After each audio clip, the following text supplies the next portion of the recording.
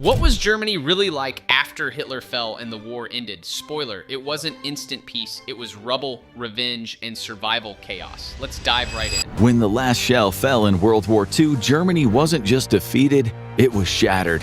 Entire cities had been turned into rubble. Millions of civilians were left homeless, starving, and terrified as the Red Army advanced. And before a single brick could be laid to rebuild, a new nightmare began.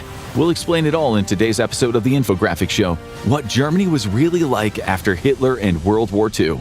By the end of the war, the Allied bombing campaigns had left much of Germany unrecognizable. 3.6 million homes were destroyed. Nearly 1 in 5 buildings across the country was either severely damaged or completely leveled. Between 300,000 and 400,000 civilians were killed in the bombings, with another 800,000 wounded.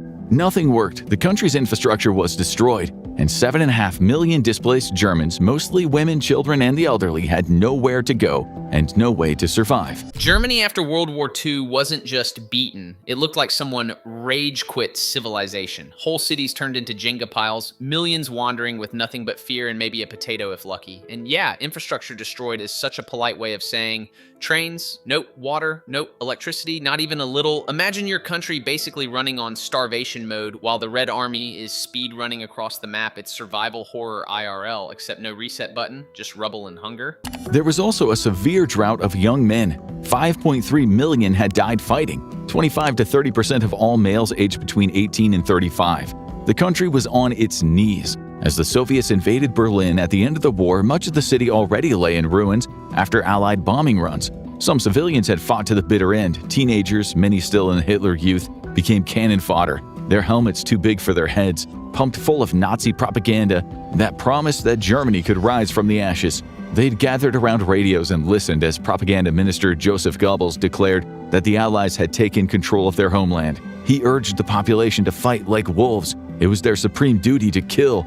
It was fighting talk, but it wasn't too long after that speech that he and his family chose death over the world without Hitler and National Socialism. The vast majority of Germans were certainly not going to fight to the end. They had no intention of becoming what Goebbels in his final broadcast called defenders of Berlin, essentially asking them to die for nothing. Many Berliners, like the theater critic Friedrich Luft, were hiding in basements under bombed houses. Huddled together, he and some friends heard the Red Army tanks grind into the city.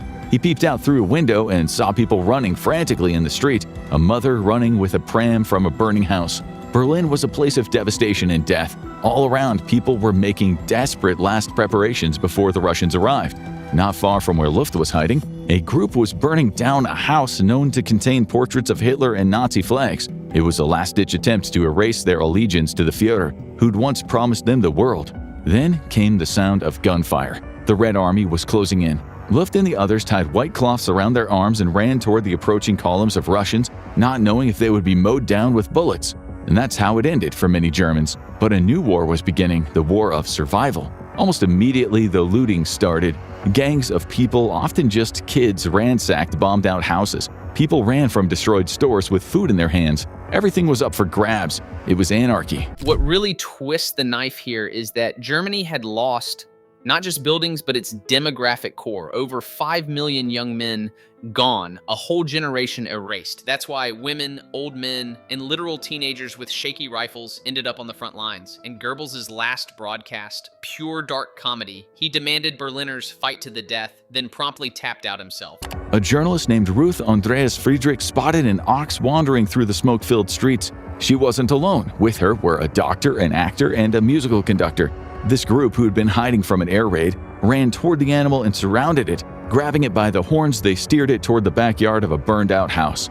The conductor picked up the courage to wave over a Red Army soldier who killed the ox. They were desperate and hungry. Suddenly, people appeared, scurrying from the rubble like cockroaches. Each person fought for a scrap, a piece, anything to stay alive. This was liberation. This was the new Germany. For the days and weeks to come, people emerged from their rubble hideouts, their faces smeared with ash and soot, many of them wrapped in bandages. They walked across the bombed-out cities, hoping to find loved ones still alive, looking for food and shelter. For now, they were not contemplating the fact that their former leader had started a war that killed 6% of all Europeans, that Germany had slaughtered millions of Jews and had annihilated millions of civilians across the Soviet Union. The Germans would have to face up to this. But first, They had to eat. Germany was split into 4 zones: the Americans, the British, the French, and the Soviets, each responsible for their zone.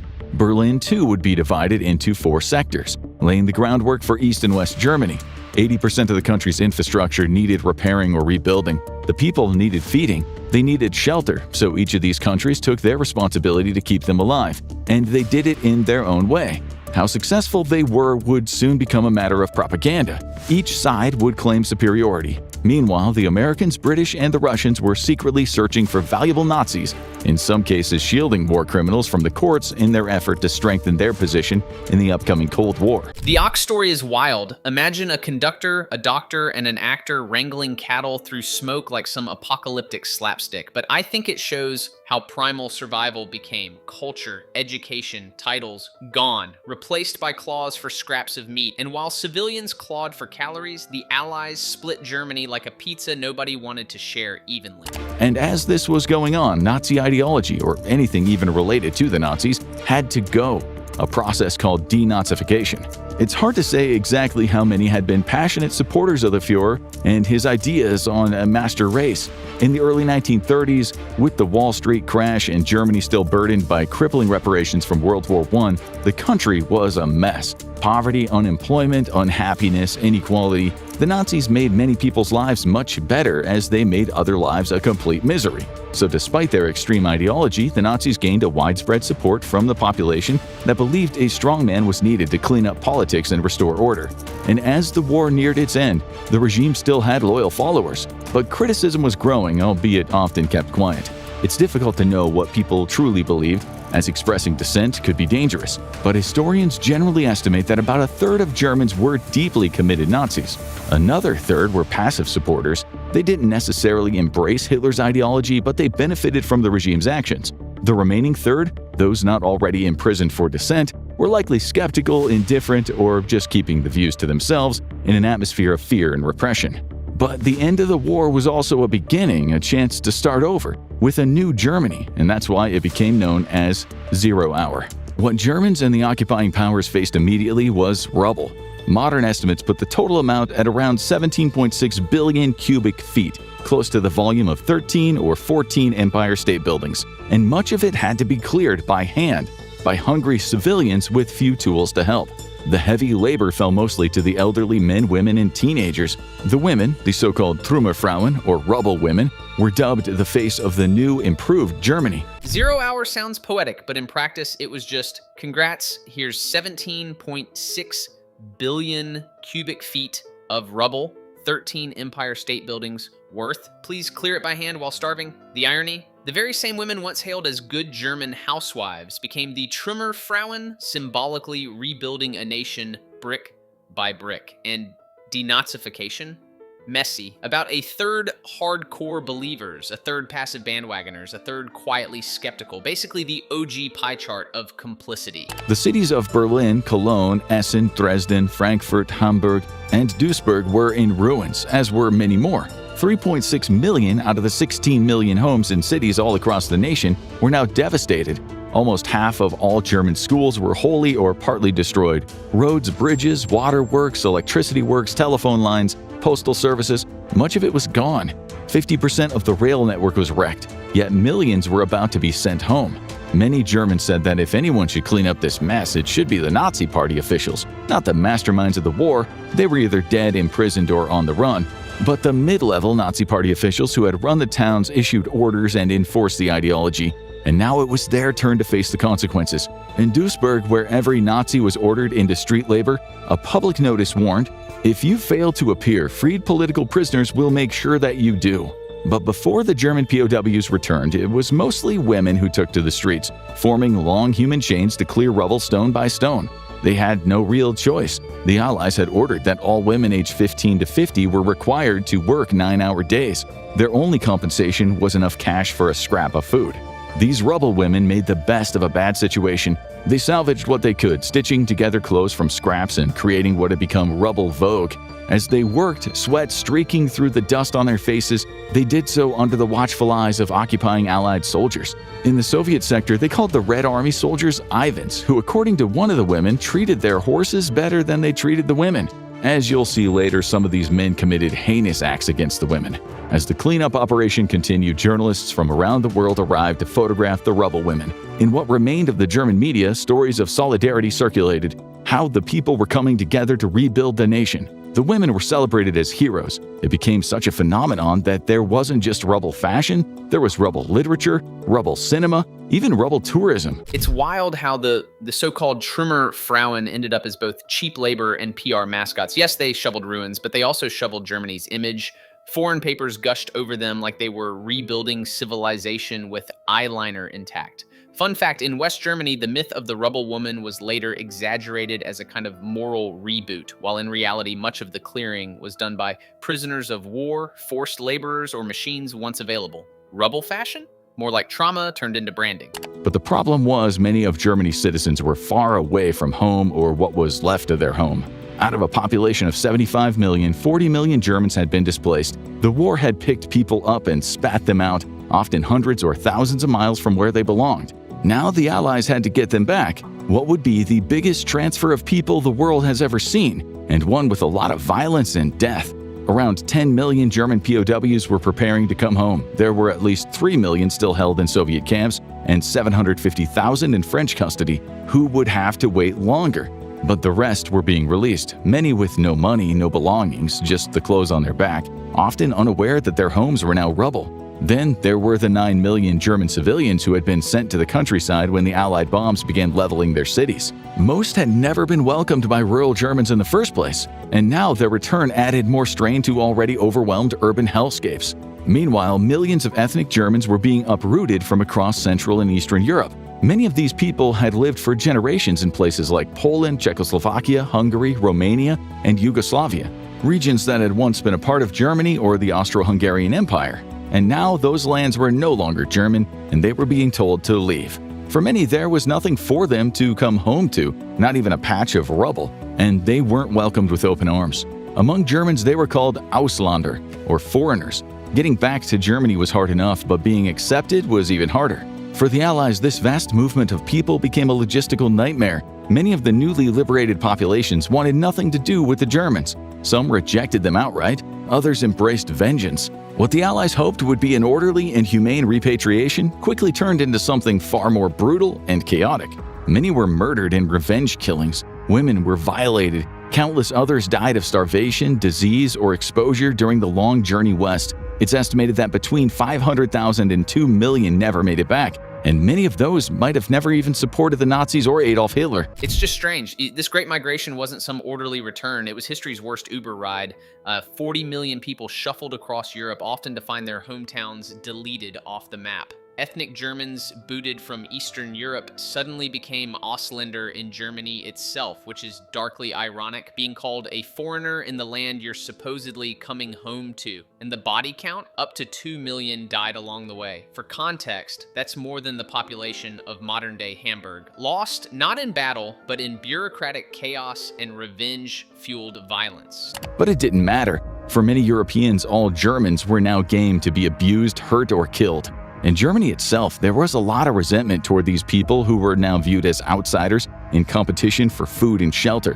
Why should real Germans share with people who spoke differently, or maybe even had different customs or traditions? The released German POWs didn't fare much better. They were despised all over Europe, and releasing them back into society was viewed as a high-risk move. 1 to 2 million were sent into a series of 19 camps known as the Rhine Meadow camps. There, they were no longer classified as prisoners of war, but as disarmed enemy forces, a legal workaround that denied them the Geneva Convention protections. The Allies had overestimated the threat of the werewolves, a supposed underground resistance movement that Goebbels had fantasized about, made up of guerrilla fighters who would continue to struggle after Germany's defeat. While there were a few acts of sabotage and isolated killings, mostly by wayward teens, the truth was that the fight had been beaten out of most of the Germans. Still, the Allies feared a potential uprising and believed that confining angry, broken men in camps was a precaution worth taking. Conditions got so bad and death rates were so high that they were soon released. It's debated how many died, with the estimates ranging from a few thousand to hundreds of thousands. The latter is likely untrue, but only because the men stayed in the camps just a few months. Much longer and over 1 million could have died. So Germans returned from a war and exile and wandered across Europe. If they did get back, some had no choice but to dig caves into the rubble. Others slept on park benches or claimed bombed-out buildings and broken bridges as makeshift shelters. As the weather turned cold, cities were stripped of trees for firewood. People died under collapsed ruins, starved to death, or were killed while looting or fighting over food. According to the book Aftermath: Life in the Fallout of the Third Reich, some cities saw a crime spike of 800%. Out of this desperation, a black market exploded. Anything that could be scavenged was traded. Cigarettes became currency. Young people formed gangs. In one British military report, soldiers described encountering a gang of 60 children who roamed the night stealing food and supplies. They had turned the basement of a ruined department store into an underground village. The fear of werewolves says it all. Goebbels hyped some post-war Nazi insurgency, but the only werewolves left were hungry kids tearing through ruins at night. Cigarettes replacing money wasn't just edgy. It literally launched the Marlboro economy, where a pack could buy bread or, in some cases, favors. The writer of Aftermath said in Munich, one such gang took over a bombed hotel, converting the empty swimming pool into cabins. On the surrounding walls, displaced Germans wrote names, searching for family members, hoping that someone would recognize them. No one knew who was dead or alive. If you survived, the first thing you did was write your name somewhere, hoping someone would see it and remember you. If you were lucky, your home was still standing. Those from wealthier backgrounds could be seen eating in public cafeterias, watching the long lines of homeless people drag carts down the street. At night, those with cash drank in bars. In Berlin, amidst the ruins, people gathered in taverns that no longer had roofs. If resentment ran the deepest, it was with the POWs that had been imprisoned by the Nazis, the ones that survived when millions had perished. The Nazis had been absolutely brutal to their prisoners, killing millions of Jews and Soviet POWs. The male guards often beat them to death. Bitter female guards set vicious dogs on them and laughed about it. As the war drew to a close, many of the slave laborers still trapped in camps were seen by guards as a potential threat. Rather than risk an uprising, many were murdered. So when the liberation came, those survivors were in no mood to show mercy. They had seen too much cruelty, endured too much hardship, and had been conditioned to live in a world of violence. Some now formed gangs, French, Russian, Hungarian, Polish, roaming the countryside armed with knives, axes, and machetes, looting German homes and in many cases killing entire families. Their anger was understandable. For some, their relatives had been murdered. They had been treated worse than animals. But for the Allies, these waves of looting and revenge killings posed a serious problem. Not every German they targeted had supported the Nazis, but when those former prisoners were arrested for murder, many didn't believe that they'd done anything wrong. To them, they were simply killing the enemy. The Allies found themselves staring down what worryingly looked like a violent anarchy. One grim case occurred in Bremen, where a group of Polish prisoners, homeless and displaced, broke into a house where 13 Germans were living. They dragged everyone into the basement and executed them. The father, Wilhelm, survived by playing dead. He later made headlines by publicly forgiving the killers even after losing his wife and children. The Allies generally treated the former prisoners of the Nazis well, providing food and turning bombed-out hospitals and factories into temporary housing for them. But these now displaced persons were often hard to control. Many rioted, torched buildings, and fought amongst themselves. Years of camp life had left their minds shattered, and many had no families to return to. They had been slaughtered in the Holocaust or perished in forced labor. Now they were ungovernable. That image of names scrawled on bombed-out walls is haunting. But the real nightmare was the cycle of vengeance. Liberated prisoners, brutalized for years, roaming with axes and knives. Historically, revenge violence after wars is common. Think Paris mobs in 1792, but here it blurred into anarchy. And the one guy forgiving his family's killers is surreal. It reads less like sainthood and more like someone crushed under so much trauma that forgiveness was the only survival mechanism left. In one Allied-run camp for former Russian POWs, chaos broke out.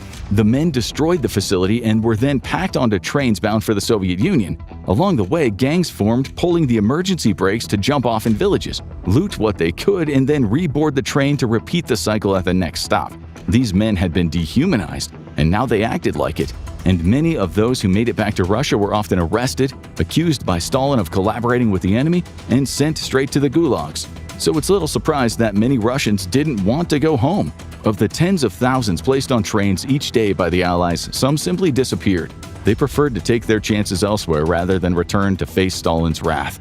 Then there were the Jewish survivors. They were the people who had endured the unimaginable in the camps, who had watched their friends and families led to extermination, survived the ghettos, death marches, and forced labor. Now they remained locked in overcrowded camps, living in unsanitary huts behind barbed wire, with no home, no money, and nothing but their striped uniforms. Some survivors were so sick they couldn't even be moved. They were liberated, and then they died. Others lived on meager rations. Many were packed into camps alongside Poles and Ukrainians, some of whom harbored deep anti-Semitic beliefs, making life dangerous for the Jews. Everyone knew the best solution was to get them out of the camps, but the question was, where to?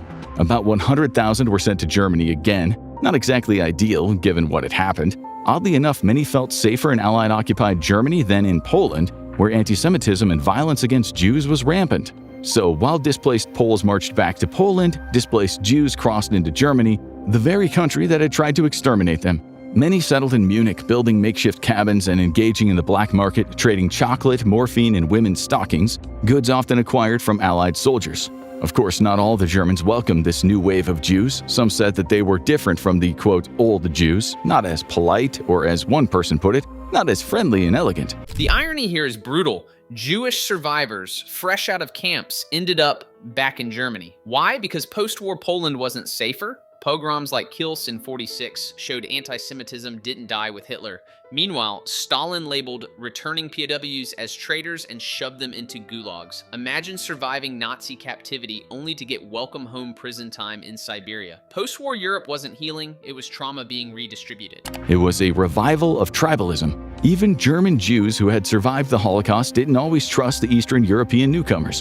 In 1933, Germany had about 525,000 Jews. By 1945, only around 15,000 to 20,000 were still alive, and now 200,000 Jewish people were arriving from Eastern Europe.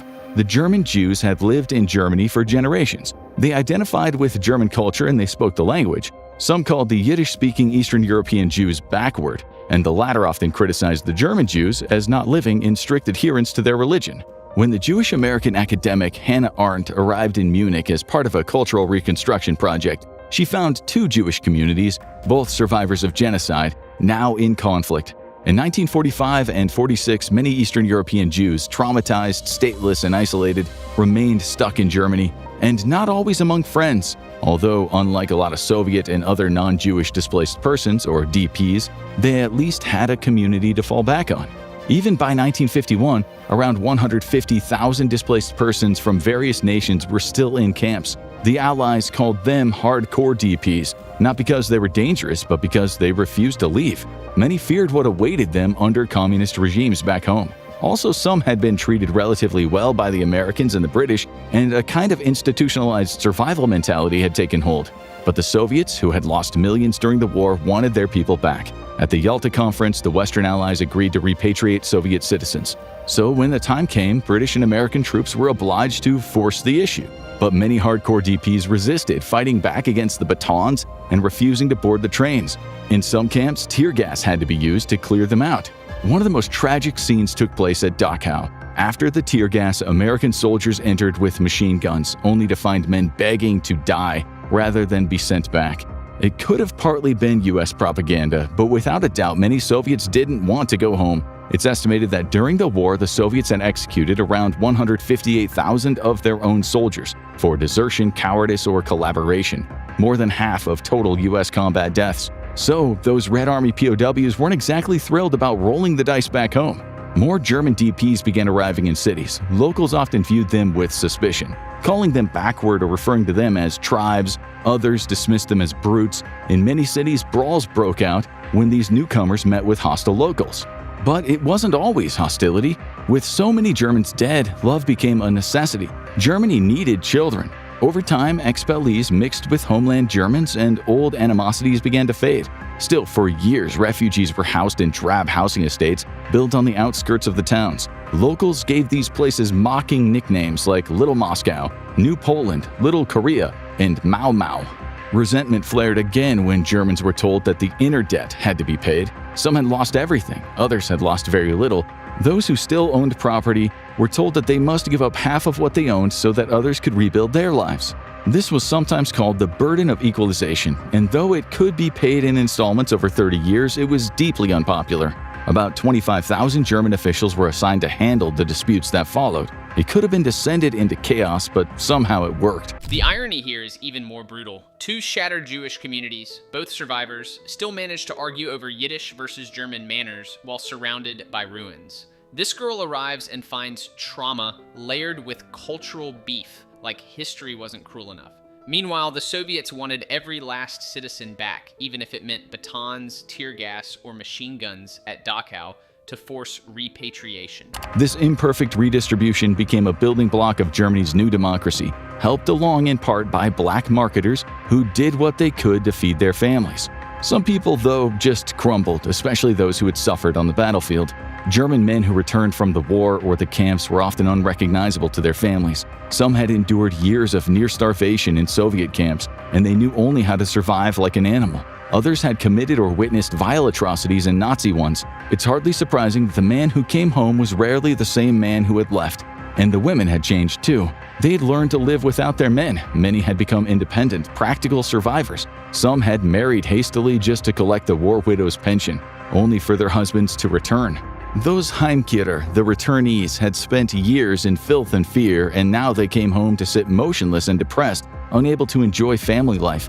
Meanwhile, the women had become experts in barter and survival, forming tight-knit teams with their children, grifting, looting, and scraping by. When the men returned, many felt like outsiders in their own homes, and some women raised on Nazi ideals of masculine dominance were simply disappointed by what their men had become. Now they all lived together in shame and squalor. The divorce rate doubled from the rate before the war. There were now far more females than males in Germany, in some cases 65 to 70 men for every 100 women, but lots of older men and kids. With cities in ruins and people crammed into shared flats, casual sex became more common than ever. Authorities began warning of a sharp rise in venereal disease. But with so many battle-worn men, aimless, physically broken, the pool of eligible young men was painfully small. It was a good time if you were a young German man with money. Unsurprisingly, almost 100% of men born between 1922 and 1926 got married. But still, that left many women without a bloke at their side to survive a very tough time. It's horrible. Post-war Germany basically rewrote gender roles by accident. Men returned hollowed out, some broken by Soviet camps, others carrying atrocities in their heads. While women had spent years running black markets, bartering, even raising families solo, when those men came back, many felt like an NPC in their own homes, fueling a divorce boom. Some of them sought out relationships with American or British soldiers, but unfortunately some Allied troops engaged in deeply abusive behavior. Sexual misconduct was widespread, and in some cases it involved torture and murder. The Red Army became notoriously feared. Soviet soldiers had witnessed horrors across the Eastern Front, entire villages destroyed, their families killed by German forces, their women violated, and many were open about their desire for revenge. It's estimated that as many as 2 million German women experienced violent assaults by Red Army troops. Though that number is a rough estimate, the lower figure, 1.4 million, is still shocking. One woman recalled the sound of bombs was less frightening than the knock of a soldier. She described how a neighbor had endured 4 such visits. Indeed, many women were reportedly attacked repeatedly by groups of men. The question of how hard Soviet commanders tried to stop the abuse remains controversial. Thousands of arrests were indeed made, and some Russian soldiers were executed, but it was a blip on the number who had committed crimes. In what was a crude attempt at prevention, Soviet officers handed out ink pots to Berlin women and told them to mark any attacker so he could be punished later. There's evidence that some were ashamed of what their soldiers were doing, but expecting a woman to smear ink on a violent soldier was both irrational and dangerous. The line, "bombs were less frightening than a knock," sums up the terror. Liberation for many German women meant a new cycle of violence. Estimates vary, but even the low end of 1.4 million assaults is staggering. Soviet commanders did arrest some offenders, but handing women ink pots to mark attackers? That's less prevention and more suicide. In Berlin alone, it's believed that 1 in 3 women were victims, and 10,000 died in the process. The Red Army was the most feared, but it was not the only offender. Exact numbers are unknown for obvious reasons, but it's estimated that U.S. troops committed up to 190,000 acts of violence against women. The U.S. Army received over 1,300 official reports of such incidents in Germany from just January to July 1945. but none led to executions. It wasn't the case in France. There, 29 soldiers were executed. According to the book Aftermath, some of the very worst incidents took place in Baden and Bavaria, where some Allied troops in rural areas committed acts of extreme violence, including targeting isolated farms, abusing women, and then killing entire families while stealing food and valuables. The U.S. Army's Judge Advocate General prosecuted looting under military law, but enforcement wasn't very consistent. Allied soldiers often viewed looting and the violence as revenge and war trophies. When GIs encountered sniper fire, particularly in town, they sometimes took out their frustration on the women. Some historians argue that after witnessing Nazi death camps, many became emotionally unhinged. British troops were also involved in violence, though to a lesser extent, or at least with fewer surviving reports. Still, even a British Army chaplain admitted it happened, saying the women probably deserved it. It's estimated that 240,000 German women were killed following these assaults, as many as 100,000 had abortions, and about 10% died from complications. But this was not the whole story. There was also affection and sometimes genuine love, or at the very least, consensual encounters. For the US military, these liaisons were a profound problem. Unlike in other sectors, American GIs were warned not to fraternize. They were told that all Germans were incorrigible Nazis, that they weren't to shake hands or even speak kindly. But of course, that rule was very quickly broken. German women and children often emerged from the ruins when American jeeps passed, hoping for chocolate or candy. The Americans looked healthy and charming, many of them young, cheerful, and unscarred by the years of frontline fighting, unlike the human wreckage that were German or Soviet soldiers. And the Americans were often fitter looking than the very low-paid working-class Brits, many of whom had been in the war for years. This became a major issue for U.S. military leadership. One study showed that venereal disease rates in the U.S. Army reached as high as 190 per 1,000 soldiers during the occupation, nearly 1 in 5 men. Man, it really was anarchy. Here's the gut punch. The U.S. non-fraternization rule crashed into reality and hormones, turning occupation zones into a public health side quest. And it coexisted with real atrocities, mass assaults, especially in the East. So liberation felt like a whiplash of danger. Think about this. When a society's gender ratio skews and cash, calories, and protection concentrate with soldiers, relationships become economic negotiations in uniform. Another placed that figure at 87 per 1,000, which is still pretty high. And many of those men would take that unwanted gift back to their partners in the U.S. The fallout wasn't just medical. A 1955 study reported that almost 66,700 children were born to German mothers and Allied fathers, with 37,000 fathered by Americans. However, the real number of children fathered by Allied troops may have been closer to 200,000. Some women lined up outside U.S. barracks hoping for cigarettes, soap, or sugar. GIs broke the rules and they set up meeting spots in the woods. These women, often called Yank lovers, were the subject of gossip and scorn. Many of the women were hated in Germany by the local population. Some were beaten up, they had their heads shaved, and were called traitors to their nation. There were even rumors of killings. Some were even trafficked by their own relatives who had hoped a relationship with a well-connected GI might lift the family out of starvation. There were eventually 1,400 marriages between American GIs and Germans. But at first, it wasn't easy getting a visa for these women. For the vast majority, though, marriage was never going to happen. The food distribution by the Allies was not enough. The Allies worked with local mayors to ration what was available. But if you were dirt poor without help and you wanted to live, you either looted or you made friends with an Allied soldier. German newspapers reported almost daily about stores being broken into. Then came the bitterly cold winter of 1946 to 47 that saw the trees of every city diminish. Germans rioted, protested, and now as the Cold War took effect, each side tried to look like the best providers. It was capitalism versus communism, Soviet propaganda versus American propaganda. And in the middle, millions of Germans scrambling around the black market. Those so-called Yank lovers show how survival blurred into scandal. Some women traded soap and cigarettes for affection. Others ended up trafficked by their own families. The fallout wasn't just gossip. Up to 200,000 occupation children were born, many stigmatized for decades. Layer that with the brutal winter of 46 to 47, when people chopped down whole city parks just to stay warm, and you get a society living on barter, rumor, and propaganda. Capitalism versus communism became the cover story. Underneath, it was really Germans versus hunger. Germans were now scrambling for Nazi uniforms, Nazi medals, anything related to Nazis because they sold at good prices to Allied soldiers. Families were regretting throwing away their links to the Nazis, things that could have got you a few cartons of cigarettes.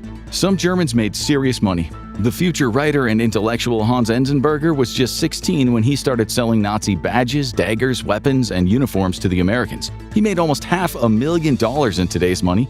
Every day you would see men in long coats walking down the street whispering that they had things to sell. The industrious did well, others did not, especially the broken German POWs who did not have a wife or a caring family. German soldiers were seen scrambling at the feet of GIs trying to get the last remnants of a cigarette the GI had just thrown to the floor. Some of those GIs did so well from the black market there were major investigations. A U.S. Army report stated that soldiers had become men who drink to excess, have no respect for the uniform they wear, are prone to rowdyism, and to beat civilians with no regard for human rights, and benefit themselves through the black market. Proof was in the Army's finance office in Berlin, which in 1945 disbursed $1 million in pay, but industrious soldiers sent $3 million back home. $55.3 million in today's money, but in some ways, it worked. Little by little, the pride returned to Germany. As Nazi leaders stood trial for their war crimes, Germans began to reclaim something close to an ordinary life. They went back to cinemas, finally had roofs over their heads, and watched Hollywood films. The fact was, many Germans saw themselves as victims, and many refused to accept any collective guilt for the regime and what it had done to millions of people. The Soviets and the Americans launched competing propaganda campaigns to sell their versions of a post-war world, and Nazi ideological madness about the master race began to slip quietly into the shadows of history. Each side was so busy selling their success in Germany that their atrocities took a back seat. A kind of silence settled over the country. The rebuilding was impressive, but there was a huge elephant standing amongst the populace that few people wanted to acknowledge. Some former Hitler youth blamed their parents for not stopping them from joining, rather than admitting that they themselves had once embraced Hitler's dream of radical supremacy. The older adults also didn't want to admit their guilt, and like the Nazis at the trials, they passed the baton of blame. Beyond the major war crimes tribunals, 900,000 Germans were put on trial. Out of over 3.7 million investigations, only 25,000 Nazi Party members were convicted, and fewer than 10% of those were classified as major offenders. And it's believed that up to 1 million people actively participated in the extermination of Jews, not to mention the ones who made hay from the millions of Soviets who died in hard labor. The Allies at first intended to clamp down, but it was just later decided it wasn't practical if Germany was going to get back on its feet. Major Nazi criminals, the elites including bankers, industrialists, and senior bureaucrats, were quietly released early by the Americans. They ended up conducting very lucrative businesses in the US and elsewhere. The Cold War had begun and winning it took priority. Former Nazi officials became judges, politicians, and civil servants. Some who had profited from the Holocaust resumed their business empires like nothing had ever happened. And partly as a consequence, the Holocaust was rarely spoken of in Germany. In many schools, the subject was effectively banned, so coming to terms with the past was slow to begin. It wasn't until the 1960s, during the high-profile trial of Adolf Eichmann, one of the architects of the final solution, that Germany began to seriously confront its history. And through the 1970s, as it re-emerged as an economic powerhouse, the country was finally forced to reckon with the full weight of its past. Everyday Germans were left to pick up the pieces of their shattered nation. But what happened to the men who started it all? Check out what actually happened to Nazi leaders after World War II. Or click on this video instead. Germany's Zero Hour wasn't just rubble and hunger, it was selective amnesia. Ordinary citizens rebuilt cities while elites who bankrolled genocide quietly rebranded as businessmen and judges. Trials punished a fraction, while millions carried guilt like a family heirloom no one wanted to claim. Silence became the coping mechanism until the 60s cracked it open. It's one of history's most unsettling lessons. You can reconstruct buildings faster than you can reconstruct morality. The Infographics Show did an amazing job with this video. Link is in the description, and next time we'll dive into something completely different yet strangely connected. Stay nerdy.